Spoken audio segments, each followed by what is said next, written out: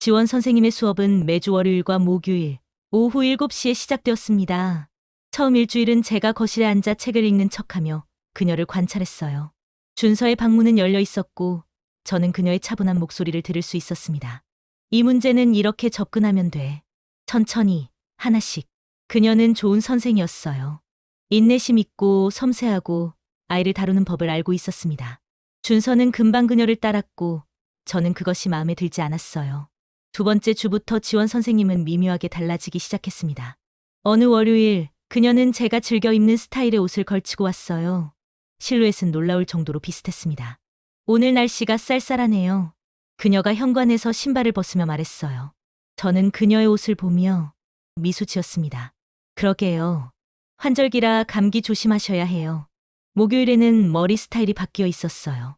그녀는 늘 긴 생머리를 그대로 내려뜨렸는데 그날은 긴 웨이브 머리를 하고 나타났습니다. 제가 집에서 자주 하는 스타일이었어요.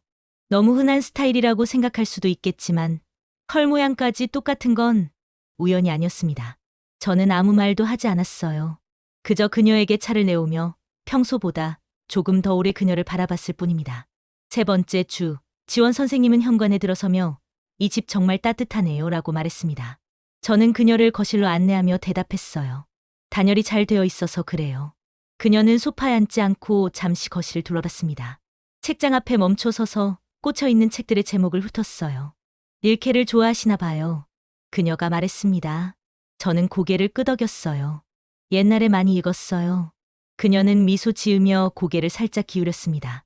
저도요. 말테의 수기를 참 좋아했어요. 그것은 제가 가장 사랑하는 책이었습니다. 저는 찻잔을 든 손에 힘을 주며 여전히 미소를 유지했어요. 그 후로 그녀는 조금씩, 거의 눈치채지 못할 정도로 조금씩 이 집의 공기 속으로 스며들었습니다. 그녀가 사용하는 향수가 바뀌었어요. 처음엔 플로럴 계열의 가벼운 향이었는데 어느 순간부터 우디 머스크 향으로 바뀌었습니다. 제가 쓰는 향과 비슷한 하지만 미묘하게 다른 그 냄새. 그녀가 차를 마실 때 찻잔을 드는 방식도 달라졌어요. 예전엔 양손으로 찻잔을 감싸 쥐었는데 이제는 한 손으로 손잡이를 잡고 새끼손가락을 살짝 세우는 제 습관을 따라 했습니다. 이 모든 것들이 너무 자연스러워서 만약 제가 주의 깊게 보지 않았다면 놓쳤을 거예요. 하지만 가장 기묘한 건 남편의 변화였습니다. 첫 주에 그를 휩싸았던 공포와 혼란은 점차 다른 감정으로 바뀌어갔어요. 지원 선생님이 오는 날이면 남편은 평소보다 일찍 퇴근했습니다. 오늘 일이 일찍 끝났어. 그는 그렇게 말하며 거실로 들어왔고 준서의 방 쪽을 힐끗 쳐다봤어요. 그녀의 목소리가 들리는 방향으로. 저는 그 시선을 놓치지 않았습니다. 어느 목요일 저녁 선생님의 수업이 끝나고 그녀가 거실로 나왔을 때 남편이 마침 퇴근해서 들어왔어요. 아, 다녀왔습니다. 그가 현관에서 인사했습니다. 지원 선생님은 공손하게 고개를 숙였어요. 안녕하세요. 그들 사이의 공기가 팽팽했습니다. 저는 소파에 앉아 그 광경을 지켜봤어요. 선생님, 저녁 드시고 가세요. 제가 말했습니다. 지원 선생님은 황급히 고개를 저었어요. 아니에요. 괜찮습니다. 하지만 남편이 끼어들었습니다. 그러시지 말고 같이 드세요. 어차피 준비된 거 있을 텐데. 그의 목소리에는 묘한 열기가 있었어요. 저는 두 사람을 번갈아 보며 미소 지었습니다. 그럼 그렇게 할까요? 선생님도 편하게 생각하시고요. 지원 선생님은 잠시 망설이다가 고개를 끄덕였어요. 감사합니다. 그날 저녁 식탁은 이상하게 조용했습니다. 포크와 나이프가 접시에 닿는 소리, 물을 마시는 소리, 그리고 가끔씩 준서가 하는 엉뚱한 질문들. 남편은 지원 선생님을 쳐다보지 않으려 애쓰면서도 결국 몇 번이고 그녀를 훔쳐봤어요. 지원 선생님은 고개를 숙인 채 조용히 식사했습니다. 저는 그 모든 걸 지켜보며 와인을 훌쩍였어요. 그 후로 남편의 행동은 더욱 노골적이 되었습니다. 선생님이 오는 날이면 그는 새벽부터 신경을 썼어요. 평소엔 대충 입고 나가던 와이셔츠를 꼼꼼히 다림질했고 면도도 더 깨끗이 했습니다. 향수도 평소보다 많이 뿌렸어요. 조르지오 아르마니의 아쿠아 디지오. 제가 좋아한다고 했던 그 향. 그는 그 향수를 목과 손목에 그리고 셔츠 안쪽 기세까지 뿌렸습니다. 저는 그가 거울 앞에서 자신을 확인하는 모습을 보며 입술을 깨물었어요. 어느 월요일 오후 저는 일부러 외출한다고 말했습니다. 백화점 가야 할 일이 있어서 오늘은 좀 일찍 나갈게. 지원 선생님은 평소처럼 7시에 도착했고 저는 그녀에게 간단히 인사한 후 집을 나섰어요. 하지만 저는 백화점에 가지 않았습니다. 아파트 단지 내 카페에 앉아 시간을 보냈어요.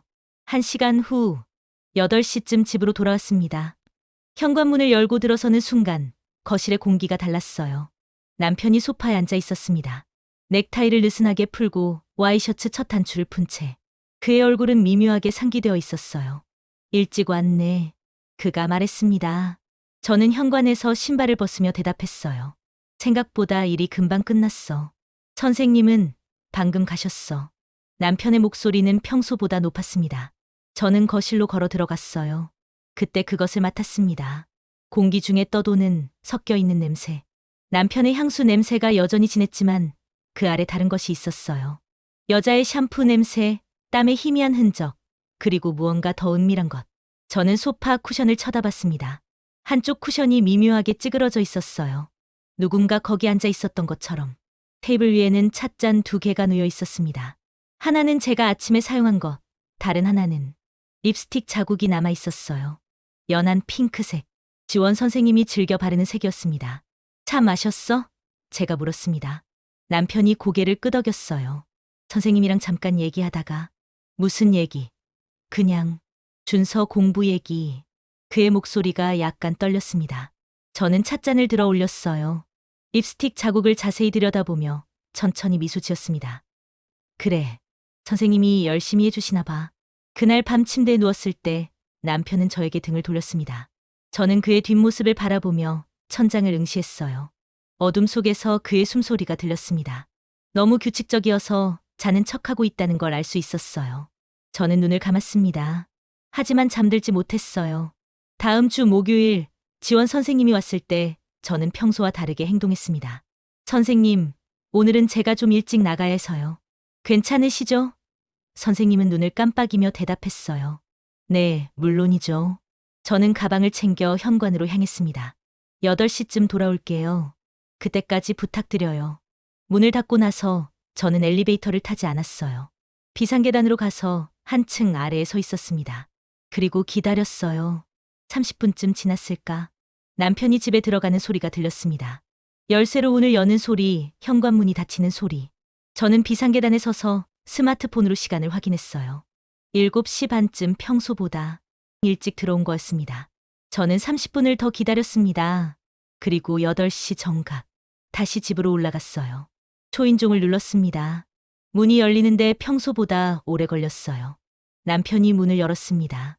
그의 얼굴은 붉게 상기되어 있었고 이마에는 땀이 맺혀 있었어요. 왔어?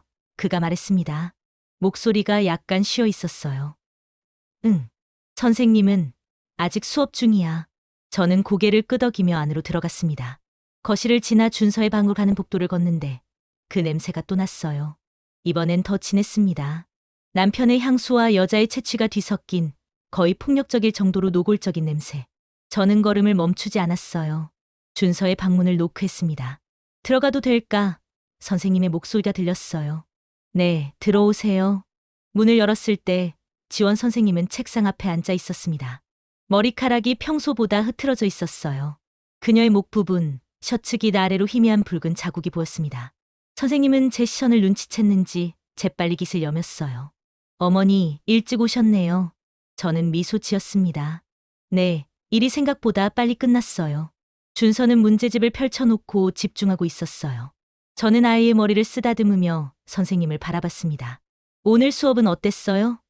지원 선생님이 대답했어요. 잘 따라오고 있어요. 이해도가 많이 좋아졌어요. 그녀의 목소리는 평소와 똑같았습니다. 하지만 그녀의 손이 미세하게 떨리고 있다는 걸 저는 알았어요. 그럼 오늘은 이만 마칠까요? 준서야, 선생님께 인사드려. 준서가 고개를 숙였어요. 감사합니다, 선생님. 지원 선생님은 가방을 챙기며 일어섰습니다. 저는 그녀를 현관까지 배웅했어요. 남편은 소파에 앉아 신문을 보는 척하고 있었습니다. 현관에서 선생님이 신발을 신을 때 저는 그녀 옆에 섰습니다. 그리고 깊게 숨을 들이마셨어요. 그녀의 몸에서 나는 냄새를 확인하기 위해서. 틀림없었습니다. 남편의 향수 냄새가 그녀의 옷에, 머리카락에, 피부에 배어 있었어요. 조르지오 아르마니의 아쿠아 디지오. 제가 좋아한다고 했던 남편이 저를 위해 뿌리던 그 향수. 저는 선생님을 보며 미소 지었습니다. 그녀가 신발을 다 신고 일어섰을 때 저는 조용히 말했어요. 선생님. 선생님이 저를 돌아봤습니다. 네, 저는 그녀의 눈을 똑바로 바라보며 여전히 미소를 유지한 채 말했습니다. 선생님한테서 익숙한 냄새가 나네요. 선생님의 얼굴이 하얗게 질렸어요. 그녀의 입술이 떨렸습니다. 네, 저는 고개를 살짝 기울이며 더 가까이 다가갔어요. 향수 냄새요. 정말 좋은 향이네요. 어떤 제품이에요?